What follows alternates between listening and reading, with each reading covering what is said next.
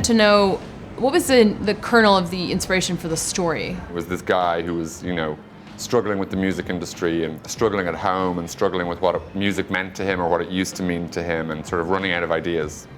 And to catch him just before he sort of falls off a cliff and to see what would draw him back into life again. Presumably this would be music in his life. So that's kind of the starting point. Transitioning from Once to this film, what was your overall change and maybe approach to the cinematography? How is it different from Once? Well, the difference, I guess, between this film is that this film sort of seems handmade.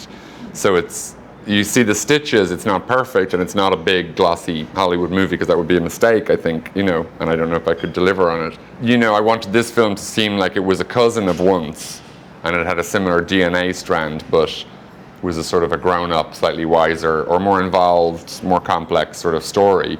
There's a modern approach to both those movies in which you're trying to sort of make it seem like it's not 100 crew members and trucks and lights. There's a certain kind of tolerance for, and almost need right now in audiences to seem like things are handmade and crafted by a bunch of people as opposed to sort of made by this big committee or studio. So, what do you want the audience to walk away with as a message from this movie about what music means? Many of the sort of the big decisions of my life were made with the record playing. What I'd like people to come away from this film is feeling that music is sort of integral to the way that we communicate and the way we make decisions. And I think music increasingly is getting into our lives, even more than the days of putting on vinyl.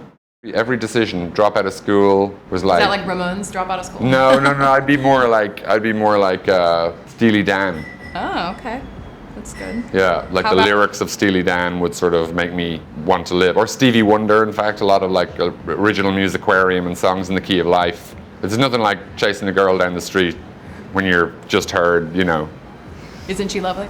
Yeah. As a teenager, I loved, what was I listening? I was thinking the other day of listening to Cure records, and you'd, a free house and there'd be drink, and somebody would put on, Killing an Arab or In Between Days by The Cure, and it's just like, you'd have a beer in your hand and a cigarette, and your girlfriend is coming and you're like 14, and The Cure are playing, and it's like, life is pretty sweet. Yeah.